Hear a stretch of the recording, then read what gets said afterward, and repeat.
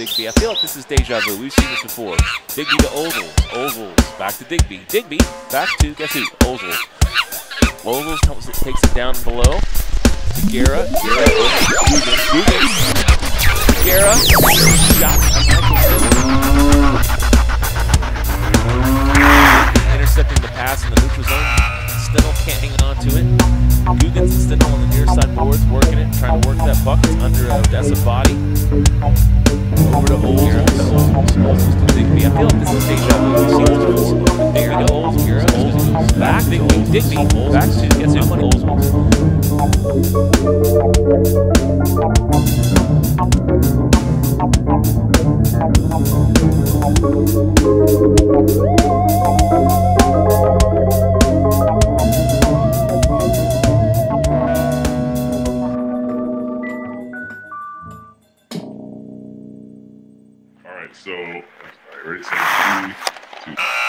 Gloves off, the Brahmas podcast, episode number 7, with the top cop in the North American Hockey League, the commissioner, Mr. Mark Frankenfeld.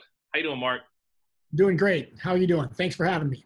Hey, thanks for being here. I'm doing okay. You know, we just had, both of us had the longest off season probably in our careers. Painful. Very painful. No awards, no fanfare, just a long, brutal off season. Are you kind of glad that I wouldn't say we're fully back yet, but we're within reach of being back? Yeah, no, I think that's a good way to look at it. You know, we are creatures of habit, and our habit is playoff run, playoffs, Robertson Cup, training camps, tryout camps, start the season with the showcase, right? The NHL showcase. And so that's all been disrupted. And you and myself and every player and owner and fan and everybody out there has been just hoping to get back on the right track and back to normalcy, if you will. I think we've gotten through a great spot here where we can actually get the schedule out and start working to deliver that product and for development for the players and action and entertainment for the fans. And, you know, we're there, but now we're going to go through whatever challenges that presents itself as we start moving into the season. And I think our fans will be happy to know that behind me in the background here, we have a little action. Of course, it's always actions on the other end of the ice, but we have a little black-white Brahma scrimmage going on. So yeah, it's good. Things are good. Well, talk to our fans a little bit about some of the return to play protocols that you put in place and how those came to be. Because I know during the off season, it felt like every 5 minutes there was a new rule, a new change, a new guidance from the CDC, etc. Yeah. So walk us through kind of what landed us to this spot.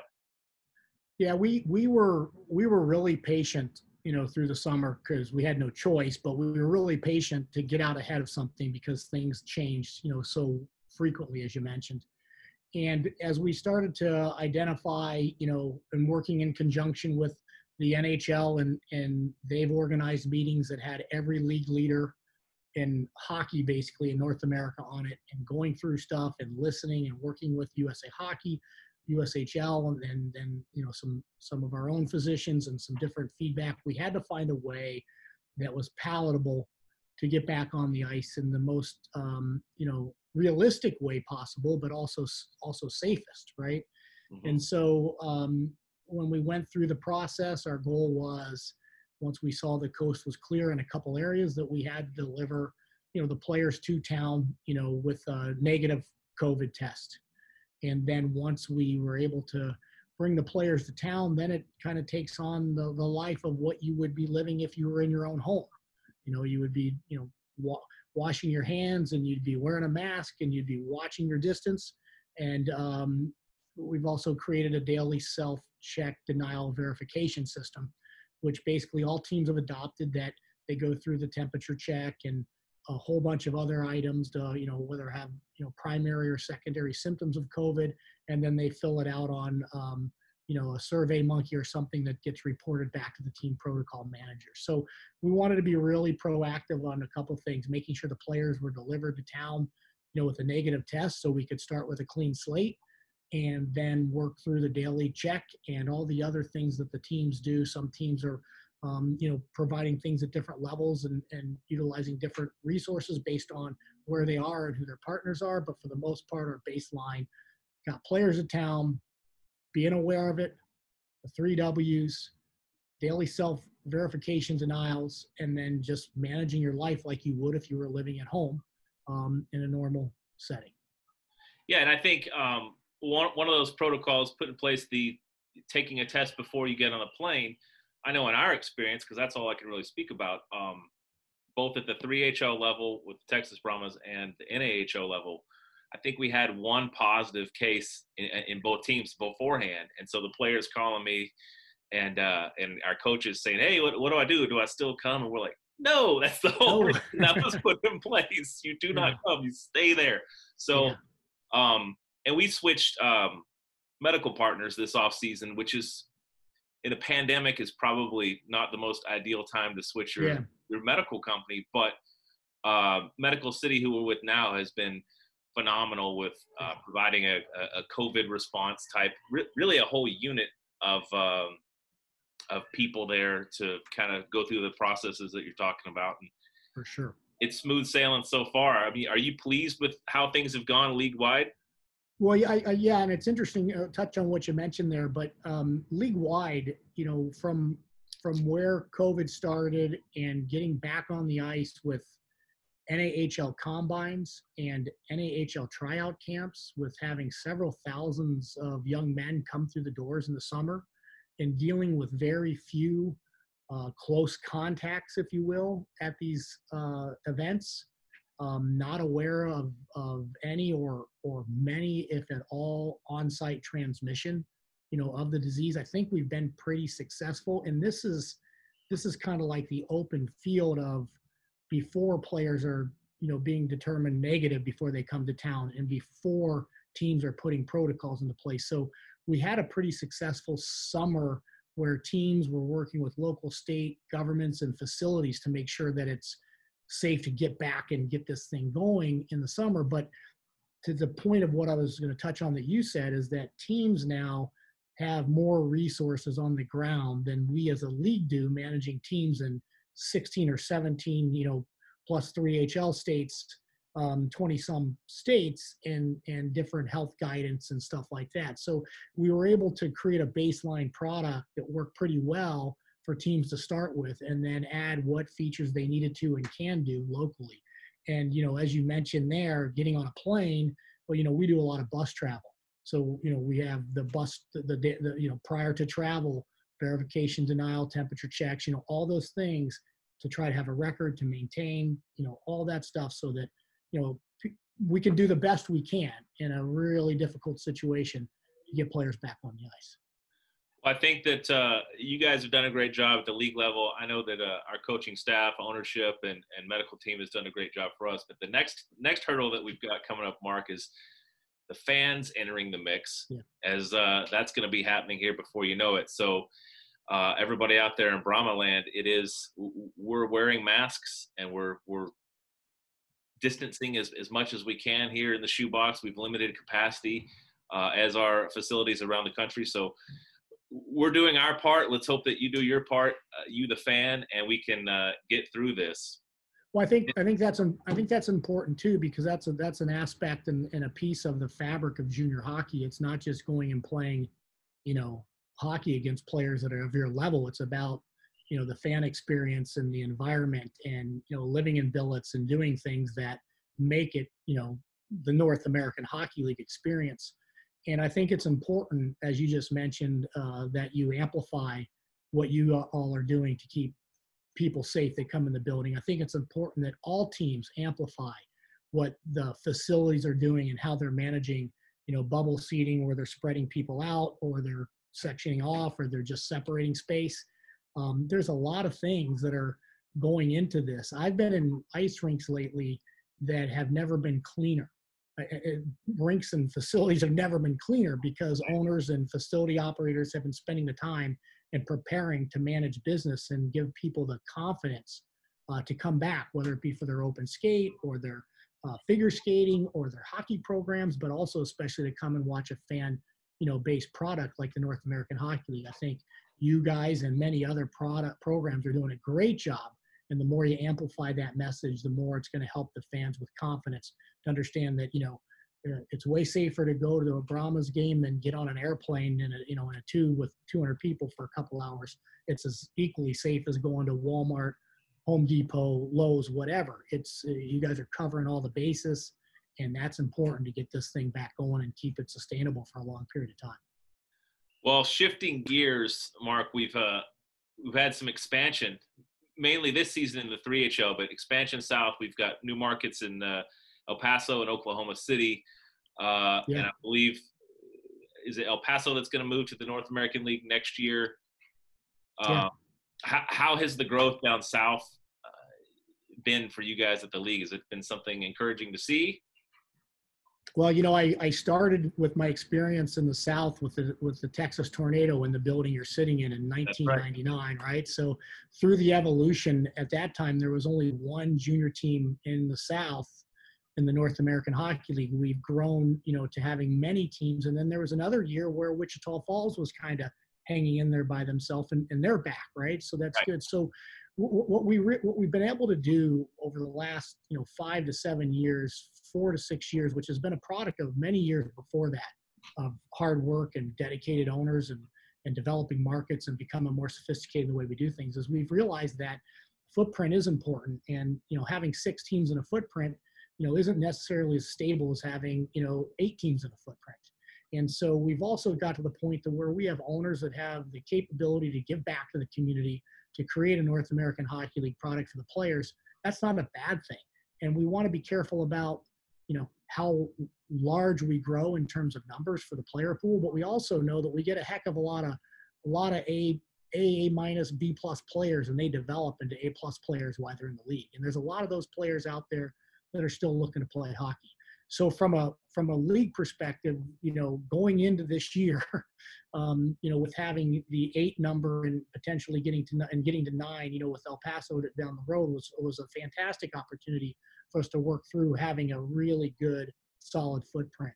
In the Central Division, we have a solid 6. In the Midwest Division, we typically have a solid 6. Obviously, Springfield had to take a timeout due to the restrictions in Illinois. But those guys also have teams they can play each other on the ground. So even though Austin's in the Central, they can still play Janesville in the Midwest, where my example would be 6 teams in the South. You can't really travel to play home and home games outside your division. And so having that footprint, 2 divisions of 6 works because there's 10 on the ground close to each other. And then when you go out to the East, we were at 7 trying to get to 8. We're at 6 right now with Jamestown down. But our steps from this point forward will be to get the East. Well, number one, manage what we have to manage to have a successful 2021 season, and then do everything we can to get everybody, all indications to me are that every team that's taking the year off due to complications with COVID are going to return next year, and getting those teams back on the ice effectively. And then we're going to work on making sure we can get that East division to a really good, stable 8 teams. And then we'll be in a position there where we can, take a look at what's next. But for now, getting at least 8 teams in a division or 8 teams in a geography that can participate on the ground if they have to with each other is really important to the sustainability of everybody in the long-term opportunities for these young guys developing in the league. And, just setting record year in and year out on placement in college has been just fantastic. Yeah, and speaking of that was you led me right where I wanted to go, which is the placement in college. So I know we are seeing strong numbers every year of D1 commitments. I think we have 10 guys already on the ice right now that are committed to D1, and we haven't even gotten to preseason. Yeah. Do you have goals? I mean, are you looking to get to 500 players a year committing? Where do you see the league maybe say in 5 years? Well, first of all, I think we're going to have to get through, what's going on right now. We look back at 7 straight years of having more college commitments than the year before, and a large increase of those being Division I has just been a fantastic, experience for everybody involved. owners, coaches, players, obviously, especially players, and myself. So we've got a little bit of a log jam coming up potentially with COVID and what colleges do and how they redshirt players and if they redshirt players or if players defer a year. So we're going to have to manage through that. So and without COVID, sooner or later, there's only so much capacity. You can't continue to set a record. So I think the goal right now is whatever we do is to continue to put as many players into college as possible. When we decided to go from larger than 24 in the league a few years back, it was because we didn't feel we had enough players in our pool percentage-wise to move forward. The next step was colleges need to grow Division I opportunities. We've actually seen some growth with Division I opportunities. And again, probably absent COVID, we would continue to see those growth. And once we get through COVID, hopefully we can see that growth again. So I think if we keep doing what we're doing, even though we're having a bad shift right now in 2020, I think we get back on the ice, we get back to doing what we're doing, we're consistent.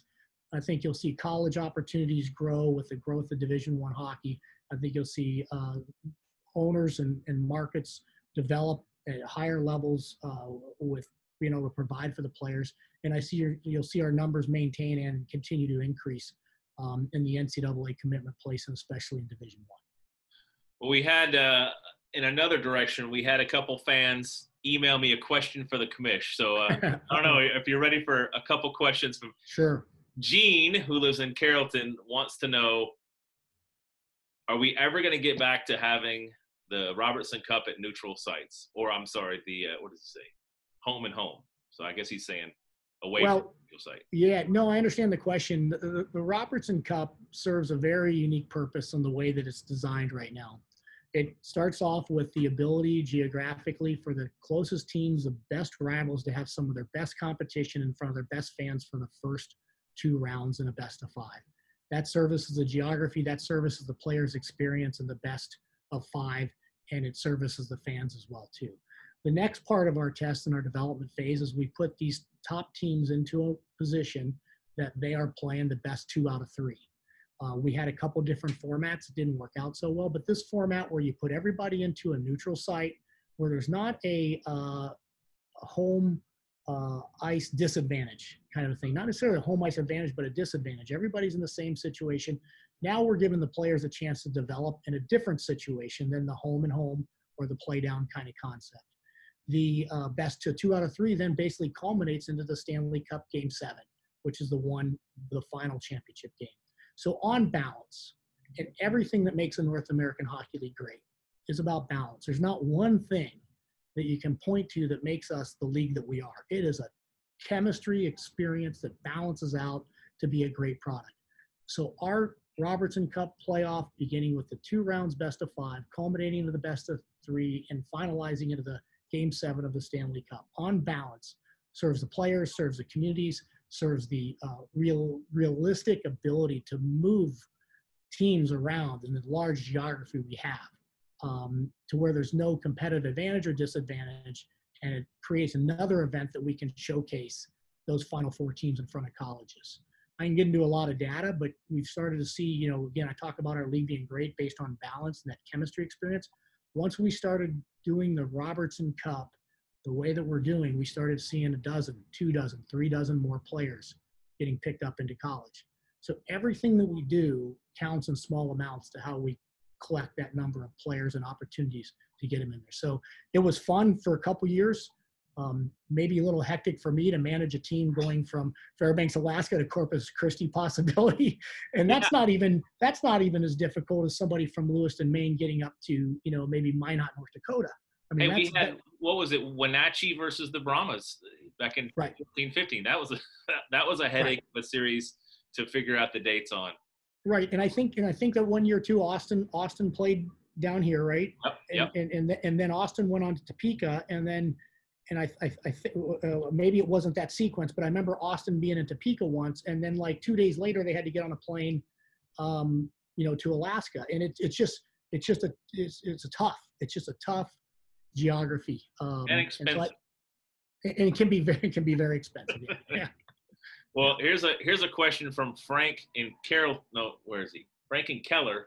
Sorry, I'm getting blind in my old age, Mark. I hear you. He wants to know who your favorite brother owner tandem is in the North American Hockey League. Oh my gosh, do we have who was it from? Who was it from? Frank and Keller. Well, it's got to be, Frank and Sal Trezero, of course, yeah. right? You know what? Frank and Sal have been great. I finally got to the point where I can say NITEC instead of Blue Line because I lived in Blue Line for 4 years. And right. But they've done a great job and bring a great perspective to it. And, whatever they do with their products, their 3HL product and their youth products and all the passion they bring to it's just fantastic. So, they're a great example of owners that have, part of the mission to take a huge risk to provide a great opportunity and maybe sharing a reward. A great opportunity to community to the players to maybe sharing a reward that, is about players getting to college. So we're very fortunate to have Frank and Sal and every other owner we have with all their individual stories and backgrounds and skill sets and everything they bring to the North American Hockey League.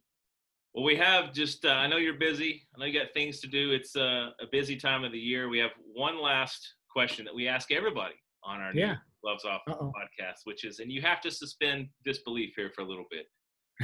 Imagine yourself. Now, first of all, cruelty to animals is something we don't tolerate. This is a hypothetical, Mark. What's the biggest monkey you could beat in a fight? Barehanded fight, the largest primate you could take in a battle. Like, we talking about like size wise? Yeah, you think you could take a chimpanzee, a baboon, a gorilla, maybe a spider? I have these delusions in the back of my mind that I can win any battle. You just have to figure out how to have the fight. And so I don't know if I could beat up a little monkey or not, but I know that the challenges that are brought to me come fast and furious like a barrel full of monkeys sometimes, and we somehow find a way to get through it. But I'm a big believer I can win. I just got to figure out, the tactics to do it. So that's well said. That's why you're the commish. Not necessarily want to get into a physical battle with anybody, but at that point, I'd like to, whatever the challenge is, I'd want to come out successful. Well, we thank you for your time. I hope that you come over and see us this year at some Absolutely. Point. And hopefully that we can get through this COVID and get back to normal and keep growing. Yeah, thank you. We've got challenges ahead of us, and we're going to do what's right by the players, and we're going to get through all of them, and we're going to find a way to succeed. And I think that just exemplifies the North American Hockey League, their owners, their coaches, their players, and I look forward to the fans coming out and enjoying the product. All right, Mark. Well, we appreciate your time. I will talk to you soon, and let me know if you need anything from me. Thanks. Take care. Good luck. We'd love to do it. Love to get out and see you here sometime soon. Thanks, Chad. Thank you, Mike. Take care. Appreciate it. Yeah. Crazy Cat, did you see that? Unbelievably unstable. I have not seen instability like that since probably my bachelor party. Chad, how are you, man? It's been a while. I'm glad we got the chat. Thanks for having me on the podcast. We even got a new rebrand here, huh?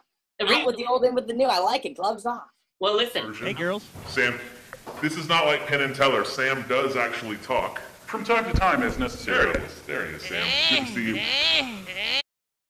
I don't want audio! I do want audio. There he is, Mike Ducey. Hello, sir. See how it's like a TV. When does this go live? Probably. Or not live, but when do you air it? Probably the end of the week. We'll see. There's going to be a lot of post-production that goes on. Probably by the end of the week.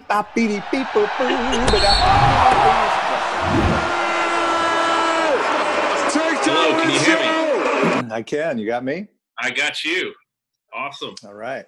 Awesome. So, hey, I appreciate you taking the time out of your day.